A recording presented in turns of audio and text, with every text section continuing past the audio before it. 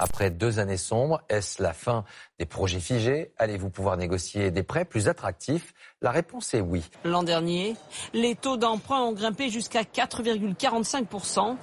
Aujourd'hui, 4,05%. Ensuite, on me pose souvent la question de mes revenus locatifs. Est-ce que tu achètes en nom propre, en SCI? Comment est réparti mon patrimoine? Et la rencontre de mon gestionnaire immobilier qui est vraiment super. Donc on me demande souvent comment j'ai trouvé cette personne-là. Bonjour les investisseurs, j'espère que vous allez bien, j'espère que vous avez passé une bonne année 2023. Aujourd'hui, je vais vous parler du marché immobilier qui se prépare pour 2024. Il y a pas mal de changements à prévoir et justement, je suis très content puisque ça va vous intéresser. Il y a pas mal de changements positifs. On est sur un moment pivot, justement très intéressant à apprécier en tant qu'investisseur. Donc je vais vous faire mon analyse des prévisions sur 2024 tout en faisant un petit bilan sur l'année 2023 qui vient de s'écouler et qui a été, on va dire, assez mouvementée pour le secteur de l'immobilier et pour, entre autres, les investisseurs immobiliers. Allez, c'est parti!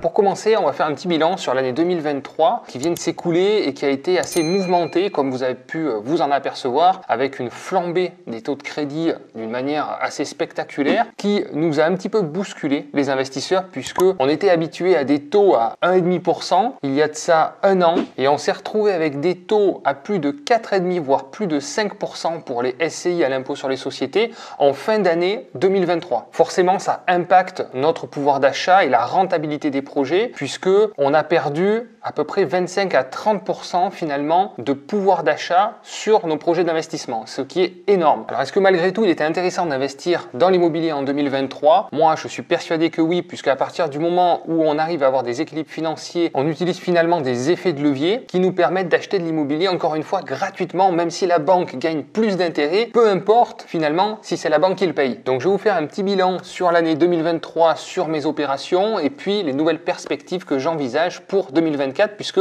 on a déjà pas mal d'indicateurs qui nous permettent d'avoir une vision sur l'année à venir.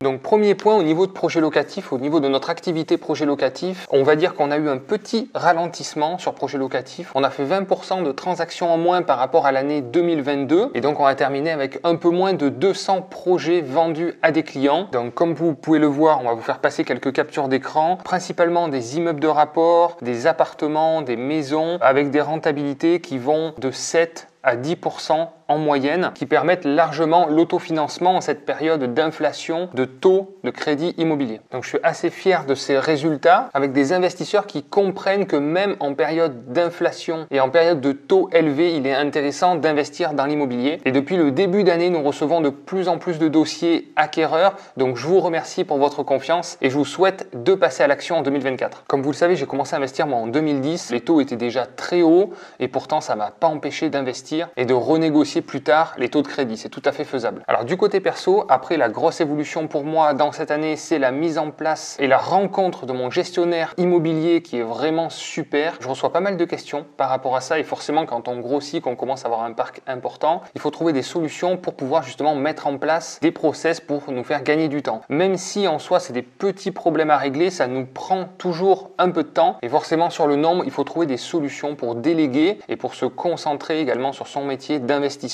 et ne pas devenir finalement un gestionnaire immobilier. Donc il faut savoir que la plupart de mes biens sont gérés déjà en agence immobilière, mais une agence immobilière ne gère pas complètement la prise de décision et nous renvoie souvent les problèmes sans forcément proposer, être force de proposition pour des solutions. C'est pour cela que du coup mon gestionnaire prend le relais entre l'agence immobilière et moi pour faire un premier filtre et m'éviter, on va dire, cette petite charge mentale qui, cumulée, finalement, peut peser sur le long terme. Donc en fait, c'est la personne qui va aller vérifier que l'artisan a bien fait son travail, mandater le bon artisan qui travaille pas trop cher, comparer les prix, aller remercier un artisan parce qu'il a fait du bon travail, discuter avec des locataires pour trouver des solutions, etc., etc. Toutes ces petites choses dont je n'entends plus parler et qui me soulagent finalement énormément dans la gestion au quotidien de mon parc locatif. Donc on me demande souvent comment j'ai trouvé cette cette personne-là? Alors tout simplement, sur Le Bon Coin, je voulais pas spécialement en parler par rapport à mon audience. Je préférais trouver quelqu'un qui soit totalement détaché de ma visibilité sur Internet. Et donc j'ai posté tout simplement une annonce sur Le Bon Coin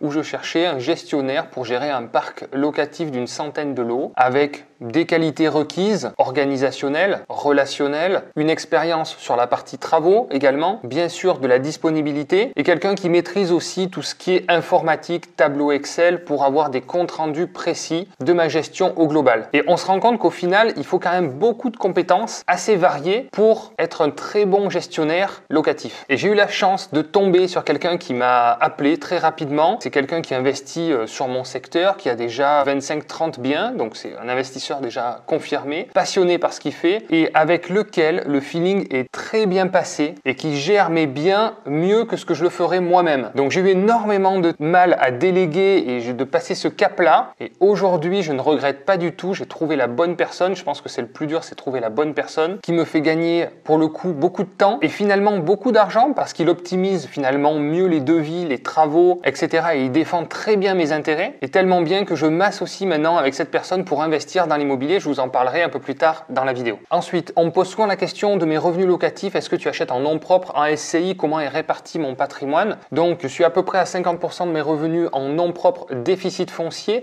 et 50% en SCI à l'impôt sur les sociétés. Et donc je choisis l'un ou l'autre des statuts en fonction du bien que je vais trouver et de l'association que je vais faire. Donc le bien, est-ce qu'il y a des travaux? Est-ce qu'il n'y a pas de travaux? Est-ce que j'ai besoin de déficit foncier ou pas? Parce qu'une fois que vous commencez à faire du déficit foncier, c'est une sorte de fuite en avant pour continuer finalement à avoir du déficit reportable pour éviter la fiscalité. Pour le coup, là, je suis tranquille pendant au moins 3, 4, 5 ans. Et la SCI qui a l'impôt sur les sociétés, souvent, si le bien est loué, entièrement loué, et si je m'associe avec quelqu'un, c'est souvent un statut que je choisis pour avoir une visibilité long terme sur la fiscalité. Ensuite, dans l'année 2023, j'ai mis en place une société de marchand de biens, donc je vous en parlerai un petit peu plus tard. J'ai 2 opérations en cours assez intéressantes, donc il me tarde de vous faire des vidéos sur le sujet puisque je découvre cette activité qui ne me plaisait pas à la base, mais force est de constater qu'on fait 2 très belles opérations, donc je vous en parlerai aussi précisément dans de prochaines vidéos. Et en même temps, j'ai monté la fameuse holding qui permettra de faire naviguer les flux de ma société de marchand de biens vers des investissements locatifs. Voilà, donc j'ai enfin ma holding, je n'avais aucun intérêt à créer une holding avant d'avoir de vrais flux importants à faire transiter. Il y a eu toute une mode par rapport à ça, mais je vous déconseille de monter une holding si vous n'avez pas une réelle utilité. Donc cette année, j'ai créé aussi la holding qui se justifie par rapport au flux que je veux faire transiter. Autre réussite de cette année, c'est la fin des travaux sur mon immeuble subventionné. Donc je vais vous tourner aussi une vidéo sur ce projet qui est enfin terminé après presque 2 ans de laborieux travaux, retards, problèmes d'entreprise. Je vous expliquerai tout dans une vidéo. Mais ça y est, on arrive à la fin. Donc je vais organiser une réunion avec les élus, avec tous ceux qui ont participé de près ou de loin à la réussite de ce projet. Et on va louer là, les derniers appartements, les 2 derniers, dans les 15 jours. Donc ça, pour moi, c'est une belle épine du pied qui est sorti parce que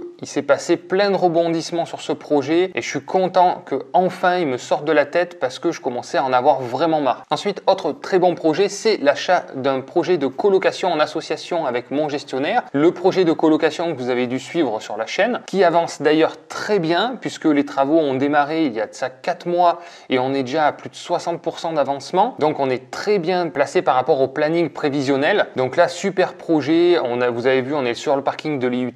C'est une maison où on fait un projet de double colocation co-living. Au rez-de-chaussée, où on va faire une colocation 3 chambres et à l'étage, une colocation 5 chambres. Chaque chambre a sa propre salle d'eau, son propre WC et après, il y a des espaces communs avec grand salon, jardin, terrasse. Enfin bon, voilà. Vous avez pu le voir sur la chaîne et je vous ferai bien sûr d'ici, je pense, 2 mois, la vidéo de fin et de mise en location. On a déjà des profils qui attendent la mise en location. Donc, super projet, très rentable, qui demande plus d'énergie, mais qui va générer bien sûr plus de cash flow. Donc pour moi, le bilan 2023 est positif, même si j'ai pas acheté énormément de biens, j'ai fait d'autres opérations à côté qui sont très intéressantes. Projet locatif où on a franchi la barre symbolique des 1000 projets vendus en 6 ans d'existence. Donc je suis très fier et merci pour votre confiance. On est très heureux de participer à la réussite de vos projets d'investissement et nous avons toujours une centaine de conseillers disponibles pour vous aider à passer à l'action. Je vous mets la carte de France où on a seulement 2 départements vacants, mais nous répartissons aujourd'hui 98% du territoire pour vous dénicher les meilleurs projets d'investissement.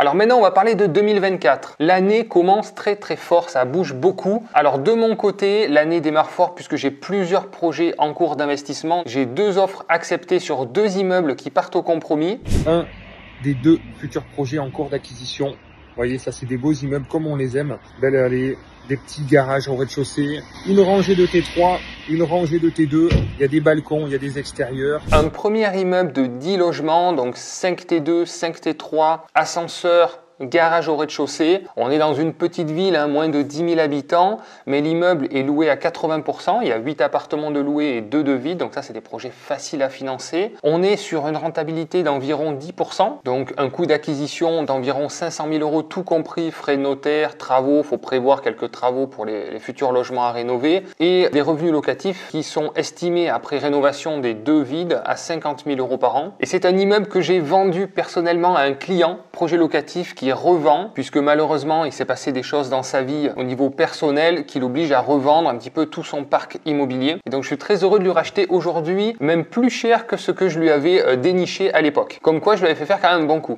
Deuxième projet, on est dans une plus grande ville de plus de 50 000 habitants, un petit immeuble de 4 appartements, donc 3 T3 et un studio dans les combles. Donc celui-ci, on est sur un prix de vente à 220 000 euros. On a 80 000 euros de travaux et un peu de frais notaires, ce qui fait un coût total de projet à 320 000 euros. Et donc on a 3 appartements loués et un appartement de vacant que nous allons rénover avec un prévisionnel de loyer d'un peu moins de 22 000 euros, ce qui fait une rentabilité assez basse et un cash flow négatif de plus de 6 000 euros par an. Mais c'est pas grave, il faut regarder les projets dans leur globalité. On est sur un secteur plus patrimonial. On va quand même capitaliser. Nous, vous savez, je vous en parle souvent, je regarde plus le cash flow, je regarde la capitalisation, donc le remboursement du crédit qui se fait chaque mois. Et c'est vraiment le plus gros effet d'enregistrement, c'est le remboursement du capital et non pas le cash flow. Ce qui fait que cet immeuble, on va l'intégrer dans un autre projet plus rentable qui est celui de la colocation dans la même SCI, puisque la colocation va générer 7 à 8 000 euros de cash flow par an, ce qui veut dire que l'un dans l'autre, les projets vont s'équilibrer et puis on va capitaliser sur un immeuble supplémentaire. Ensuite, il y a un immeuble que j'ai raté. Bon, mais ça arrive aussi. Il y en a plusieurs que je rate. Je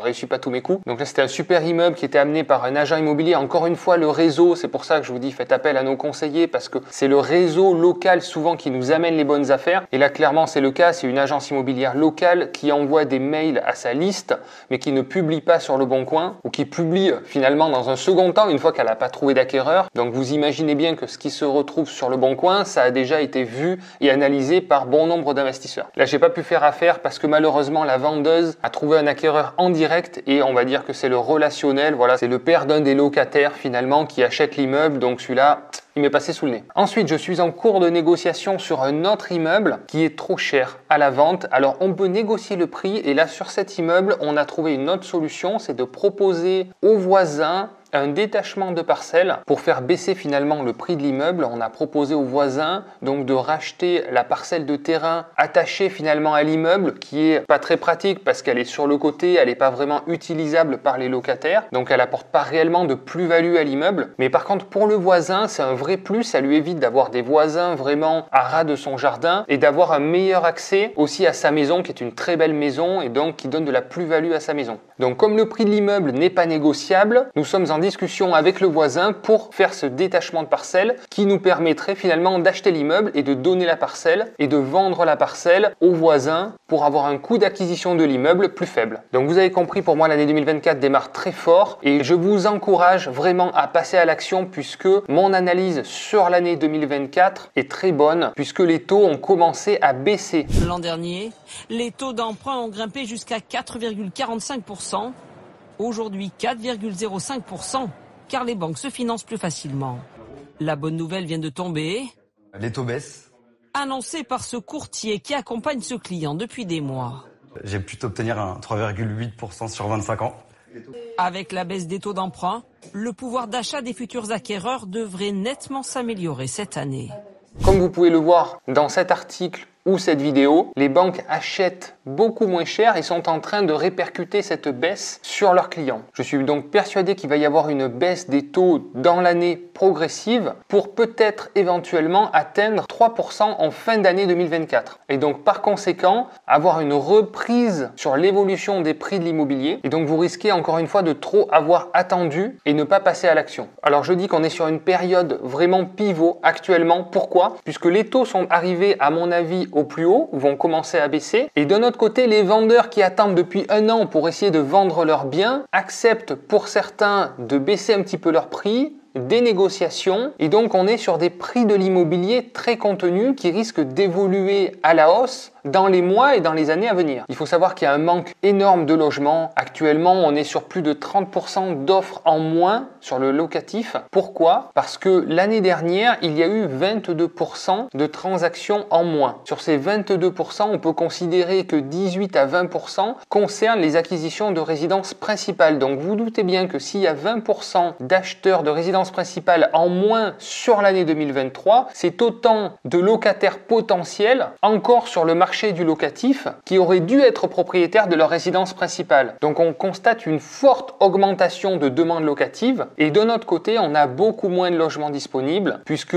les promoteurs sont complètement à l'arrêt et dans l'ancien on a les nouvelles normes et les nouvelles restrictions de location à cause des passoires thermiques qui obligent certains bailleurs à retirer leurs biens de la location. Donc vous comprenez bien, entre une demande qui augmente et une offre qui baisse, les propriétaires bailleurs qui mettent des logements de qualité sur le marché, donc l'embarras du choix au niveau des locataires tout en ayant des prix de location qui augmentent fortement. Voilà, pour mon exemple personnel sur mon secteur, on a reloué un appartement 50 € plus cher que ce qu'il était auparavant et on a eu plus de 80 demandes en 48 heures quand on avait 30 à 40 demandes il y a de ça un an. Donc 2 fois plus de demandes alors que le prix était 10% supérieur il y a un an. Donc vous l'avez compris, pour l'instant on est sur le pivot, c'est-à-dire que les acheteurs ont encore la main et ont repris le pouvoir sur les vendeurs, mais je pense que la tendance va s'inverser dans l'année 2024 avec la baisse des taux de crédit. C'est les vendeurs qui vont reprendre le pouvoir et donc avec des prix qui risquent d'évoluer à la hausse, moins de négociations possibles et plus d'acheteurs en recherche d'investissement. Pensez à vous, passez à l'action et on se retrouve fin 2024 pour faire le bilan. À plus.